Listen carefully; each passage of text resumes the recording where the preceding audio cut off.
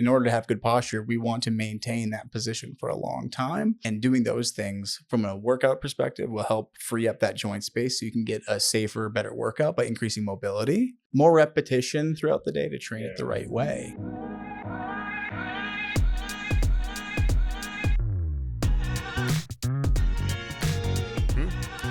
Dun, dun, dun, dun, dun. Ladies and gentlemen, welcome to Soda Personal Training Podcast. We help busy adults get strong and fit and stay that way for a really long time. I'm Coach Sean, here with Coach Rowan and Coach Phil. What's up, guys? Had a good day today. Yeah, it's a good day. Saturdays are always a good day in here. Weekends are fun. It's a good vibe. Yeah. This is Coach Rowan's first podcast. She's a new coach here, so we're going to intro her a little bit for the family. Rowan's from New Hampshire and just got here. So you got here, what was it, just a week or two ago you got here? Yeah, I think on Tuesday. So okay. A little over a week. How's Minnesota treating you to this point? The weather's been great. Everyone says I'm glad you moved at this time and not in the middle of winter. Yes. So it's been really fun. Yeah. Going to the lake today and there you go. Every other day. Okay. Heck yeah, no, it's a good time for it. And it's how did you, so like you're originally from New Hampshire, I guess tell for the listeners, a little bit more just about your background, how you got into personal training, all that. Yeah, I grew up in New Hampshire and I found CrossFit at a young age, which was functional fitness. And I, started coaching at CrossFit and decided I wanted to pursue exercise science and went to Simmons University in Boston, got my exercise science degree. And the rest is history. I've done some personal training, group training, all different gyms and had some great experiences. But I'm really excited to be here at Soda and really, focus on honing my skills as a coach and learning new things. Heck yeah. Working with a great team. Yeah. No, and we're pumped to have you too, because I've already seen, this is one of the first things that I noticed right away with you is a lot about just I guess movement patterns, and really, really good with the exercise technique stuff. And that's going to be a big thing we're going to touch on today. We're going to talk in this episode about posture, why so many of us in the modern world have poor posture. It's funny. There goes Rowan. You can see in the camera. We all readjusted Just kind of sit up straighter. We're sitting in chairs, slouched in chairs with hunched over posture as we speak. But do we want to intro anything else before we just jump into the topic, or what are we thinking here? No, Rowan, we're really excited to have you in. And one thing that spoke to us, we've been looking for a coach for, a year. It takes a really long time, a lot of applications, but something that spoke to me reading it from the first time was your wide variety of exposure to different fitness modalities, right? You spent time at a rowing studio, you learned how to do that. So you've got a very wide experience range that's really important when we're working with people in that 35, 40 plus population. Different things need to be employed to stay active, stay safe, and to fix your posture. And did I tell you the story of how I found your job posting for Soda? I don't think so. So I had applied to a few gyms in Minnesota through Indeed and LinkedIn. And I was getting to a point where I just wasn't inspired. I literally looked up fun jobs in Minnesota. Google knew I was looking for a personal training job. And the first thing that pops up is Soda. What? And I read the bio and I'm like, oh, this is perfect. Yes. So fun jobs is what you got to search. That's so interesting. Yeah. I wonder if it has to do with our Google reviews. People mention things about the studio. Yeah. And I don't think I have the word fun more than once or twice on our website. So anyway, that's great. More than once. It's on there, but no more than once or twice. Somewhere. Yeah. It is fun. It's just, it's very fun so far. Yeah. It's more fun than an average gym. I can tell you that. It's funny because I have some clients who they know that you'll work that into your sales pitch of oh, this is a fun gym. There's a lot of fun in here. And I'm like, okay, yeah, it's fun on the one hand, but we also got to get a little uncomfortable with some of the exercises we do to make good progress. But I think here we have a good blend of the fun, the community-based atmosphere with good coaching as well. And challenging workouts. A mix of that. It's a little bit of the giving each other crap. We run on that, but also it's okay, cool. Let's get to work here. Yeah. Right. So, exactly. No, excellent. I think we should jump right in. Yeah, let's get to work on the topic. So yeah, we're going to talk about poor posture. And this is something that we see all the time. Posture, especially for someone who works at a desk, is really, really hard. We have a tendency to be kind of hunched over, and this is, upper back tightness, shoulders. We're also probably going to talk about low back and knees a little bit in this as well. But posture is a really hard thing in the modern world. And I guess let's start off. I want to talk about literally the posture that I'm in right now. It's that kind of hunched forward posture. So like, why do we see this so often, and what to do about it? Take it away, Rowan. Upper back. Sure. So we're gonna definitely go over the upper cross to start. So this is a position that we've all kind of adopted in the modern age with sitting at desks, working at desks.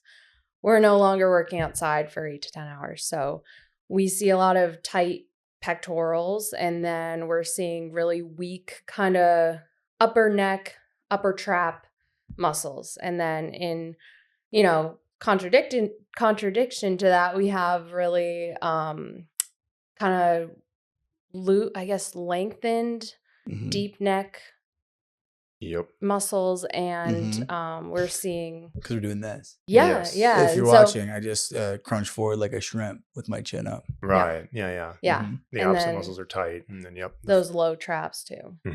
And like, is the answer, because like we hear all this all the time, okay, you got really tight and weak, if I'm saying it right, traps and upper back and things like that. Like, is the answer in general like just to strengthen the upper back, the traps? Like, what do either of you guys can speak to this, but yeah. I would say yes. Yeah. It is, but maybe not for the reason I think people expect. So in here, we're really big fans of strengthening the opposing muscle group to something. So yes, it makes sense. We have stronger back muscles. It's going to naturally pull us back, but only if we're mindful of it. A lot of the research around posture says it has a lot more to do with our mood and than anything else. Like, there's not really like textbook bad posture. A lot of times it's attached to weakness. And like, just think about when we're having a crummy day at work in that chair, right? We're here in front of a computer.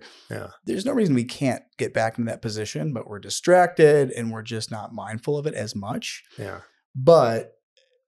And then if you look at someone, think of someone who's like proud or they're doing something you're confident with. If you look and measure their posture, it is better because of that environment and their energy. It goes without saying, though, we still want to strengthen the backside. And I think something I want to hit on today at some point, if not now, is like we need to strengthen the posterior chain throughout our entire body. Yeah. So everything from the back of our neck to behind our knees and even our calves, because we're so anterior focused. Everything we do is in front of us.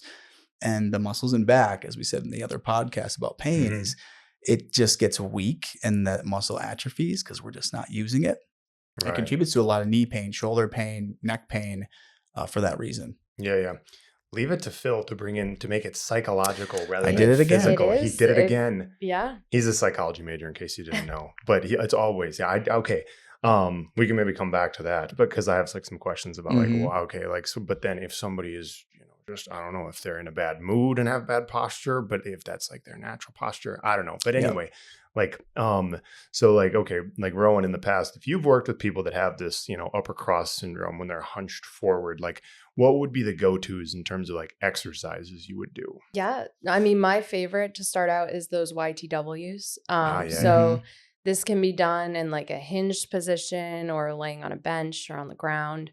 And it's a good one to teach people because they can bring it home and do it on their own. This has been a huge pain reliever for me in my own work. And I think that the clients that I've used this with have found reduced kind of like hunching, but also like, after they do this exercise, but also just reduce neck pain and back pain because you're strengthening a little bit of the upper, middle, and lower trap. Yeah. So just for people who don't know that YTW, you're laying on the bench, your hands are in a Y position, so kind of reaching straight over, and then T is out to the side, W, goalpost arms, and just squeezing the back muscles together to kind of lift the arms upward. Mm-hmm. Yep. And you hit on something because, like you said, it's something they can do at home. This is like another question I was going to ask is like, the frequency and intensity of such exercises, right? Like, okay, we're trying to do exercises to strengthen the posterior chain. And if I can say it this way, to improve the posture of like the upper back. Like, do you think we should just be doing those exercises with like, lightweight or no weight, like almost every day or multiple times throughout the day? Or like, should we focus on like, okay, come into the gym and lift heavy, like a heavy, maybe upper back focused row? Or is it like kind of a combination of all that? I would say that that's a good warm up and cool down. So we have like our muscular endurance. I would say this kind of falls into that muscular endurance where we're not loading a YTW with 50 pounds on each side. We're going to do 2.5 to maybe 10 pounds for most people. Right. So it's good to kind of warm up. And then this puts you in a good or better position to do compound lifts that also strengthen that upper back. So we've got like even seated rows, I would say are pretty good for working on that mid trap, low trap. Mm-hmm. And deadlifts, same thing. You're going to be engaging those same back muscles in the deadlift, even in the squat.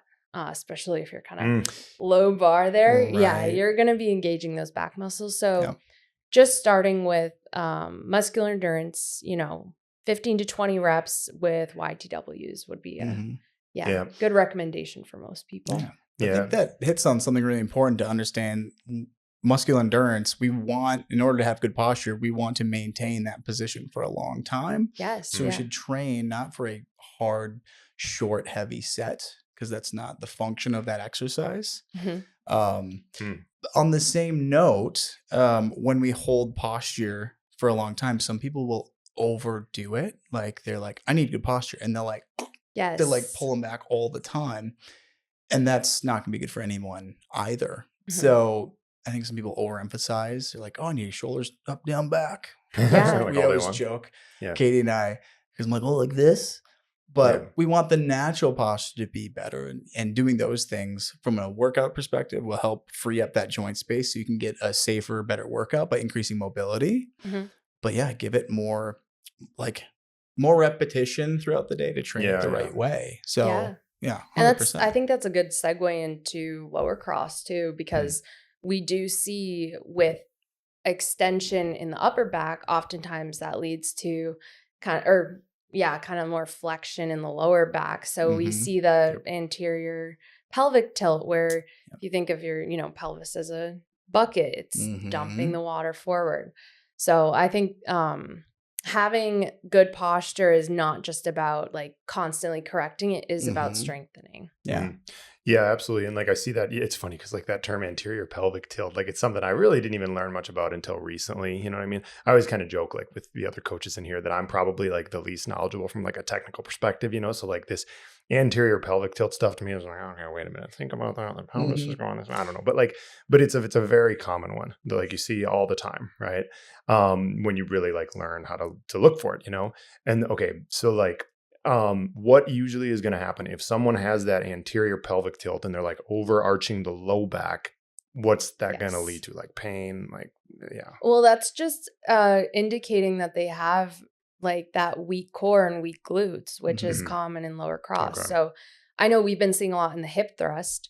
When somebody is hip thrusting, a common thing that they say is, oh, I don't feel my glutes. I feel my quads. Yeah. So they're dumping the hips and using mostly quad and low back to get that weight up. So by strengthening the glutes and the core, we can kind of get into that better alignment, which will help in squat, deadlift, hip thrust, all those good exercises. Yeah. It has to do with that just anterior posterior piece, right? And both of these have to do with stronger posterior, like upper back, right? We're thinking the backs of our body, pulling the shoulder blades back. And the lower body, like this is something I struggled with, is I naturally, like we're not all going to have totally flat hips. If everyone tries to do that, they're going to look, it's going to look funny. Yeah. But if you grab your pelvis, for people who are listening or watching, and you can dump them forward and back, you just want to make sure you have control there.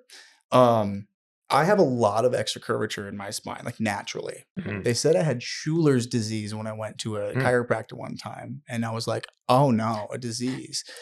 So I have almost a little kyphosis, which is more rounded upper back, Right. and what's Yes. correlated with that is more curved lower back.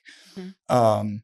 And until I strengthen the front of my core, which pulls my pelvis into that neutral position, Mhm. that's one piece, and it's correlated with weak core, more low back curve, and then the hips dump forward, and that can definitely put you at risk for hurting yourself on many exercises. Anything heavy lower body, it'll Yes. put you at risk of And then injuring we've yourself. got the like tight iliopsoas too, so it opens up a whole new Mhm. plethora of possible hip injuries with that Yep. and strain. So it's glute training is really important. That's what Ron's saying. We need stronger butts. We Yep. need really strong So butts. go back to the previous episode. No, Mhm. anyway. Yeah. So okay, you guys kind of answered one of my questions, but like Rowan, because you talked about just the weak glutes and weak core combo, right? Mhm. So then if we're gonna try to train the core, right, to help prevent some of that anterior pelvic tilt, are we talking about training mostly just the abs themselves, like the six pack muscles, if I can call them that, right? Are we talking about just the front of the core, or also like the deep core, the obliques, like Yeah, that the whole transverse thing? abdominis. Yeah, the Yeah. Mhm. whole core I think is important. Mhm. And then also training in different, I mean, we do this here, but anti-rotation and Yep. rotation is Mhm. really important to incorporate. So I don't know if you can speak a little bit about kind of training the whole core and Yeah. Well, I think one thing, maybe we've mentioned it before on the show, but essentially, like your core, or your rectus abdominis, the front muscles, the six pack muscles, I believe those are the closest to our skin. Then we Mhm. have internal, external obliques, and then the deepest of which is that transverse abdominis, and it wraps around. It's commonly thought of like a belt that goes all the way around, but it doesn't. It stops Mm. right where it meets like your low back, about almost all the way around. And so most people think core training, I gotta strengthen my back, I'm having back problems. They just do the front over and over. Mhm. Might help with pelvic tilt, maybe, but they're still not hitting those small spinal erectors that run up the entire length of your spine. So that's why in here we do a lot of like isometric training for low back, where we're engaging the glutes so the spine and hips are in a neutral position, getting Mhm. comfortable with that, building some capacity, and then we can start doing hip hinges and actually adding Mhm. movement and weight to it. Um, Most people have a need to strengthen hamstrings, glutes, low back, Oh like yeah. those key areas. Yes. Yes. Everyone will benefit from a stronger butt and posterior chain. Yeah. And is that, I mean, my kind of thought on that is it's because we're sitting all the time. Would you agree? Yeah, we're sitting in that Yeah. lengthened position, which we know is not great. And then we get up after sitting, and because we've been sitting in this shortened position, right? Yeah. I've got 90 degrees in my hips right now. When I stand up, they're gonna feel tight. So we're gonna Mhm. get up and walk in that more anterior pelvic tilt position. Mhm. Like 5 years ago, before I was a little more PC, I called it stripper booty Yep. because Mhm. you're like sitting out, it'll make your butt look bigger, Yeah. but not at the risk of hurting your back. Mhm. So people are sitting for 8 hours, and then they race to the gym. Some people will come in here and they're like, I'm warmed up. I'm warmed up. Just Yeah. because you've been moving quickly does Yeah. not mean Yeah. you're No, warmed you're up. not warmed up. Yeah. And then they go a little too quick. Like they might not be mobilized properly for specifically lower body work. Yeah. What do you guys So, think? What do you guys think is the best warm up for someone who has that? Is the best warm Mm. up like we're talking like doing glute bridges? Like, how do you like to warm someone up for? No, throw in Yeah. anything either. in your back Yeah. pocket. I am a huge contender of the glute medius. Mhm. Mhm. And defender, I guess. And I think that glute medius warm ups are very important for any style of training. So that's going to impact kind of the knees and ankles as well. So that impacts the tracking of the knee, Mhm. which can impact then ankle Mhm. structure as well. So Yeah. I think doing like a glute medius bridge is a really smart warm up and strengthening tool, and you can add weight to that. Mhm. And then also just glute, regular glute bridges are great Mhm. for strengthening and warming up that whole glute. Yep.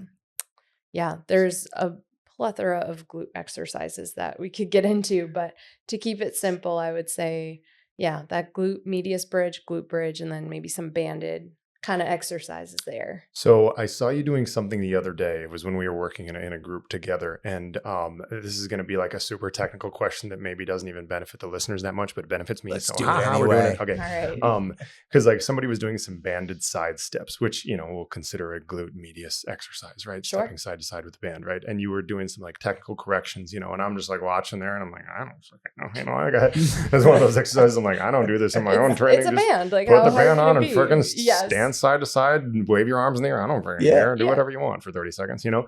So like, okay, when you, like if someone is doing a banded side step, what is the best way to do it to work the glute med or whatever other muscles we're targeting as much as possible? Yeah. The biggest thing I look for is making sure the step is not huge. Because Okay. usually what ends up happening is if that step is too big, we don't have the muscle there to continue to pull that knee out, and your knee is just going to cave in. Right. And then we get that valgus knee, which means, you know, your knee's Yeah. kind of inward, Well, and that doesn't help Okay. anyone. Mhm. So Yeah. just keeping the steps smaller usually helps with keeping the glute activated the whole time. And Okay. we don't need to go much bigger than otherwise that. they start teeter-tottering over and Yes. Yeah. Yeah. And do you like to do it with the band like right around the knees Ooh, or that's like a good above? question. If it's above the knee, it's a little easier. When you get to your ankles, makes it harder, and then toes. yeah. Mhm. That's where you really You feel extend it. So the fulcrum, right? The Yeah. length that you're Yes. trying to. yeah, We- exactly. We joke in here, like when we do those for warm up, or more importantly in a circuit, I'm like, try to break that band as long as they can track their knee over their foot. yes. It's called strong booty clubs. It means you can And- really. Mm. Now we're like, nice job. Like Yeah. that's not easy to do. Because once people feel it, they're like, oh yeah, okay, I know. Yes. Like pushing my knee out a little bit helps activate that glute Yep. medius, and Mhm. yeah, it's definitely a great exercise. Doing it Mhm. correctly. And is that what you mean when you say glute, like a glute or glute medius bridge is just pushing the knees out more, like a glute bridge, but pushing the knees out? Glute specifically? medius bridge. Think of a side plank, but pushing like it's almost like a hip extension. So you're in a side Okay. plank on your knee, Ew, and then okay. when you push up into the side plank, you're also extending the hip forward. Okay. It's like a clamshell, Sean. Yes. In Yeah. our playbook, I call it called a super clamshell. Yeah, yeah. But you Yes. extend up and out with the knee off the floor. Yeah. It's a good one. Okay. Yeah. These are type of You exercises. should try that it. Yeah, You I know that a should. meathead like me would be like, I ain't doing that. Give me the squat bar, you know. But like, yeah, it's probably a very good exercise. But maybe even for prep. And yeah. You see a lot of like, No, it high level would. weightlifters doing that before they're like squatting their heavy sets. If they're smart. Yes, if they're correct. smart. If The they're like smart me, they're ones. probably like, nah, let's just get I'm- under the bar. I'm good. 300 pounds. Let's go. Load it. Yeah, load it up. All right. Yeah. Well, okay. So we talked about low back. We talked about upper cross. I mean, should we jump just to the knees now, or is there more to talk? Well, we're going to talk more about the posterior chain in general, but is there Mhm. more to discuss in like lower upper back posture? Yeah, I think just one thing to piggyback off of what Rowan said, which is like activating the glutes, which is great. And whether it's prepping for a workout or just increasing mobility and stretching like their front of our body, is to use what's called reciprocal inhibition, Oh, which boy. is, I know, right? Big words. So this is a fancy way of saying you want to activate the muscle opposite of what you want to stretch.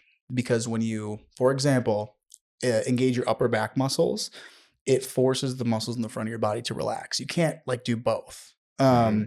So if you're doing like a doorway stretch for your chest and shoulders, if you can hold the stretch and then like squeeze your upper back muscles, you're going to feel a much deeper stretch. Mhm. And same with the glutes. So we talk about pelvic tilt and posture. If you can engage the glutes, again, you know you're in a neutral pelvis, and you might even feel a stretch. If you're doing like the couch stretch, where you have a back foot up on a bench and your knee down.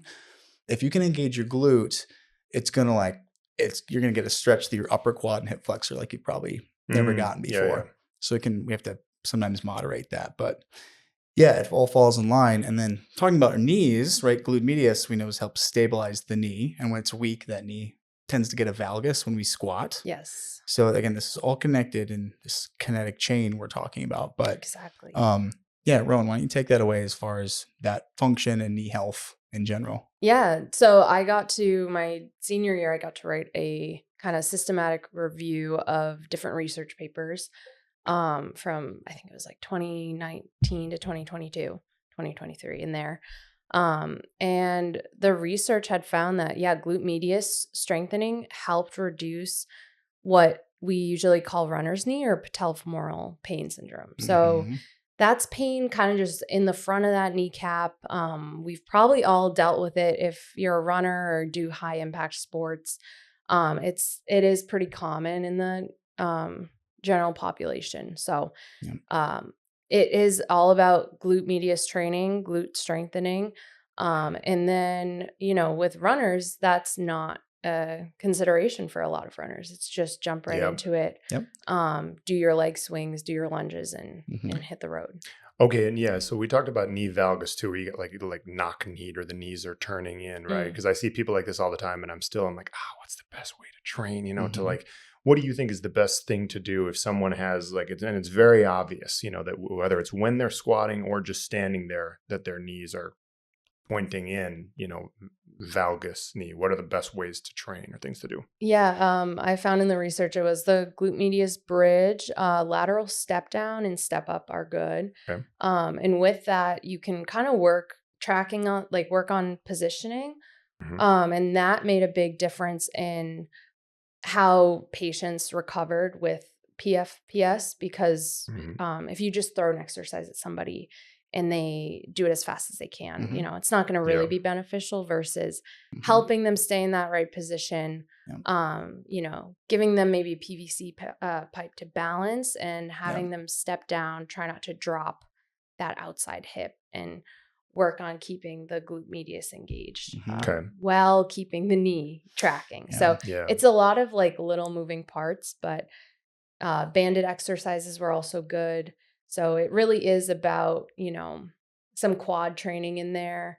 But overall, working on the posterior chain was the kind of biggest fix for PFPS and knee pain. Yeah. I want to hold that thought for a sec because I have another highly technical question related to lateral step ups here. Great. And like I said, I know these questions, the audience is probably like, Jesus, just make it simple for us. But this is really beneficial for me as a coach, because a lot of times as coaches, we'll just start doing exercises with people without even being that concerned with what the best technique is, And so a lateral step up, let's say you're having someone do a lateral step up. What, in your opinion, is the best way to do it in terms of if they're doing it with weight, where should we hold the weight? Should it be here? How high should the step be?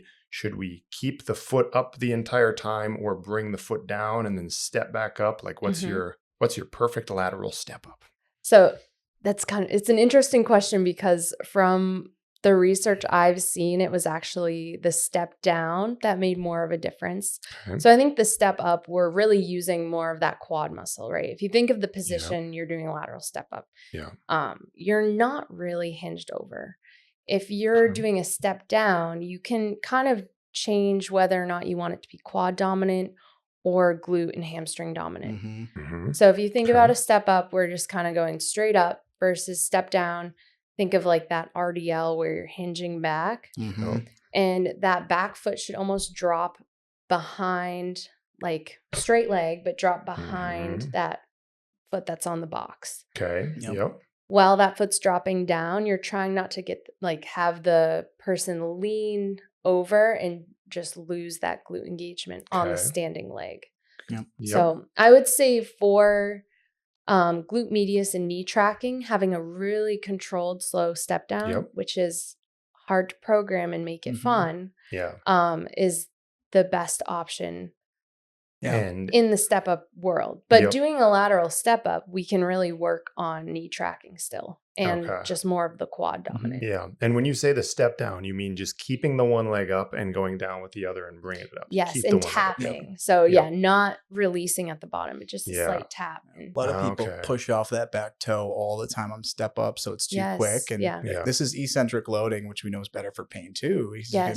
We're stronger in the lowering phase, so that load on the knee is less. There's less shearing force. More time to think about alignment. So you're training the body how it should look when you do go back up.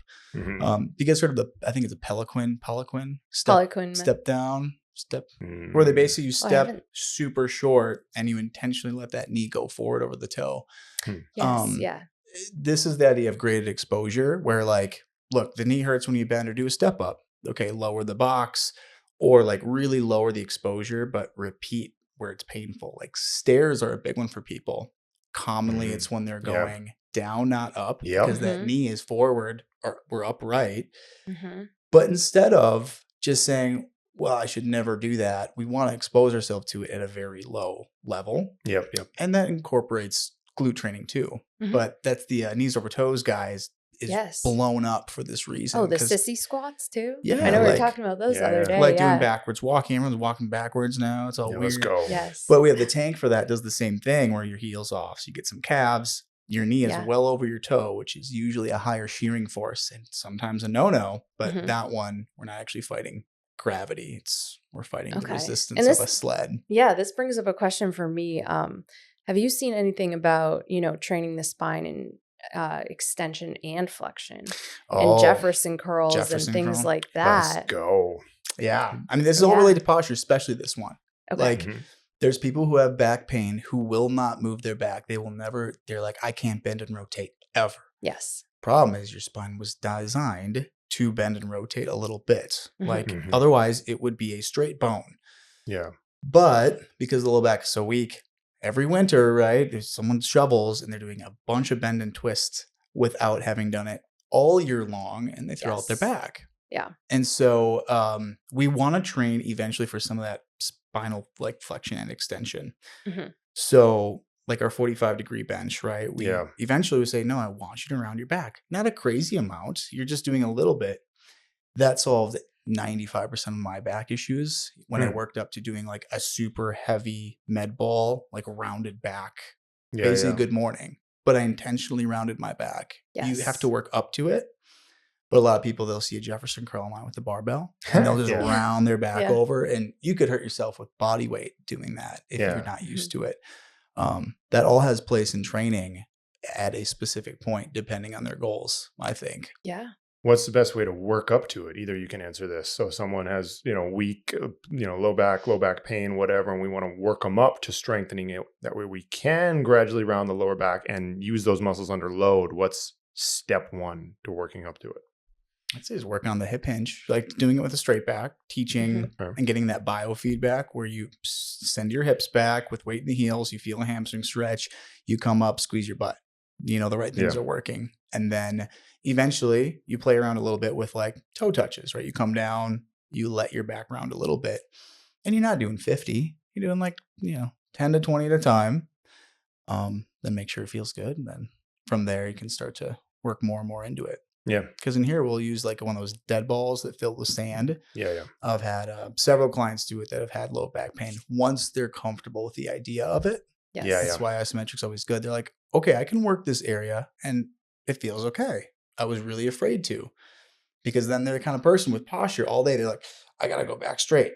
And Yeah, that yeah. actually can cause more harm than good. Mhm. They're thinking about it. Those muscles are engaged all the time and they might not be ready for that. Do you do the isometric just on the 45-degree thing? Just have them like sit there and kind of hold. I like that one because it's Okay. super adjustable and they have Yeah. the foot pads where you can like pull your heel up.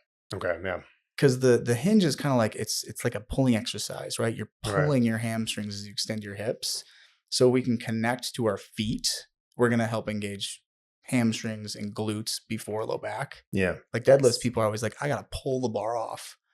But it's not. Yeah. But it's am I like you're right? pulling It's a with your feet, which is push. Yeah. really Yeah, hard to think yeah. about. Yeah, yeah. You got to drive those feet into the floor, Yeah. focus on your butt. Like don't Okay, think yeah, about yeah. your hands. Keep your Yeah. chest Your out. arms are just levers or ropes or Yeah. it's hard for Pirate people hooks. to connect that. Yeah, So exactly. I used that one this morning, But Yeah. anyway, this is hard, and sometimes this seems totally foreign. Like this is where a coach comes in. It's like, what are you guys talking about? Ropes and pirate hook hands and all this. This is the idea of proprioception, of like really getting inside your body to pay attention to what's working. Because when you Mhm. can, you're safer, you get better results, everything's just better. Mhm. But it can be tough to figure out. Yeah, I mean, long story short, what we need to do is when you have, low back pain as a common one, we need to strengthen those muscles, basically. Yeah. We need to use them and strengthen them in the appropriate dose gradually. Rowan, do you have any other really good like exercises or techniques you want to throw into the mix for like how to strengthen the low back or just anything posterior chain related? Yeah, I mean, we're talking about kind of from the base of the neck all the way down to your low back, the erector spinae. Mhm. So back extensions, definitely on the 45-degree bench, really good. And we can also work in glutes with that. I would say they go pretty much hand in hand. If you're strengthening your glutes, you don't want to neglect your erector spinae muscles, because you could still I think you could still experience pain in the low back even if we're strengthening glutes. Sure. Yeah. But yeah, doing any sort of like Supermans are really good to start. That's a really easy, again, an exercise you can do at home. Yep. And isometric holds with those, because once again, we're standing up all day and using our core and our back muscles all day. So anything that's muscular endurance related is really good for training those back muscles. Yeah, 100%. And like most of this, I mean, this whole episode is basically about the posterior chain, the muscles on the back side of the body that are often really weak. And this is, I mean, it's, you know, for everybody out there, but especially like a lot of times you'll get guys that come into the gym and all they've been doing, if they've been lifting weights, bench. Yeah, I'm got 315 one time. And it's like, dude, hold on. You can barely even lift your arms anymore. And like you got low back. The overhead. And they'll still want to come into the gym. And some clients are going to listen to this and they know who they are. And I'm talking about them and they better laugh with me about this. Like they'll come into the gym and like 30 years ago, they'll have benched 300 pounds. And now they're coming to the gym and work out with me and they're broken down everywhere. They got low back problems, knee back problems, upper cross syndrome, whatever. We'll do a session and they'll be like, Sean, we didn't bench press today. When are we going to bench press? I'm like, bro, you don't need to bench press right now. Yeah. But anyway, long story short, like we need to strengthen the posterior chain. And I've said on this podcast before, if we want a good bench press, we need some strong lats and some strong upper back and posterior chain muscles to support. Glutes. I mean, I've seen so much about like, you know, power lifters. Bench pressing glutes. If you look at power lifters, when they're doing a heavy bench, they have what's called a glute drive, where they have a planted heel down there using their glutes to stabilize. So here's a little hack. If you're like, I want to hit chest. I want juicy pecs, but I also need to strengthen my posterior chain. You can do a glute bridge press where you go off of the bench, get your dumbbells, and you're squeezing and getting that glute position. And then you do your chest press. So you're hitting both areas. So there you go. If anything, you can take that one. So now you're going to use that for the clients that you spoke about previously, and they'll know. Build that booty to bench press more, gentlemen. It all comes back to the booty. Yep. And like, you know, with this posterior chain stuff, we do like to talk. One thing that you said to me, you know, early on when I started here, Phil, was a lot of times we like to do like a 2-to-1 ratio of posterior to anterior exercises, you know, just meaning muscles that are exercises that target the back musculature, the glutes, the hamstring, and everything. Because as we've mentioned in this podcast already, like so many people are quote unquote quad dominant, you know, their quads work pretty well, but have weak glutes and hamstrings. You know, for guys in particular, a lot of times it's kind of strong chest and shoulders, really weak back muscles, you know, things like that. And we need more of it. And I would argue, even from like an aesthetics perspective, you know, if you're someone's others like, yeah, I just want to be like big or whatever, like I think that aesthetically, like a strong back for both men and women is like, this is where it's at. You know, it's, it all comes back to posture, right? If you got big chest shoulders, but they're dumped forward, it doesn't look good. And like posture is what makes us look good in a t-shirt. Is like that confident postural look. And that requires balance of those back and chest and shoulder muscles. So yeah, absolutely. What do you guys think? Like any big wrap up here, wrap up notes, any big takeaways, Rowan, you want to share? Booty. That is one word. That's succinct. It's really a shame that Rowan wasn't officially part of the team yet when we recorded the Booty Builder episode. We could have done so much more with it. You know? I feel like we're going to keep having to talk about this one for a long time for repetition. No, in all seriousness, it is like the posterior chain. In today's world, we got to work on it. We got to work on our spinal erectors and we got to work on the glutes. And that's, kind of end of story, I think. There you go. Pull stuff, hip thrust. You good, Sean? Big key takeaways. I probably don't have anything intelligent to add at this point. I think it's been it's been good. I'm trying to think at this point if there's any other like questions that I was going to ask that I didn't, you know, because we're just talking. The main thing is how do we improve our poor posture, and I think we hit on it. You know, we hit on do little activation drills, and your memory card ran out of space over there or something. I told Rowan that this would happen for the listeners. You know, this podcast. So it's not recording. Yeah, something is. We're being recorded somewhere. Okay, we have 2 more cameras. This is also a nice way to bulletproof that. Hopefully, that one's still good. We better wrap it up. 4 recording devices here, and Phil's potentially dangerous Wi-Fi 5G apparatus around us. That's right. But yeah, so improve your posture, people, and come train with us here at Soda Personal Training. Yes. Yeah. Oh Yep. yeah, stuff can be tricky. So you know, you can look online for video tutorials on how to do Superman variations at home. Yeah. Like education and information is the first step, and then it's implementation. So that's where we'll help actually get that consistency to get the right traction. Excellent. Well, yeah, thank you guys. This is really good one. Yeah, thank you. This is enjoyed my first myself. podcast. I really enjoyed myself. This was fun. It's going to be a good one. We're going to break the internet. So my gosh. thanks. We're going far. Crazy. Thanks, Rowan. Sweet. Yeah. Thank you for listening, everybody. Yeah. Thank you. We'll see you on the next one. Bye-bye. Bye.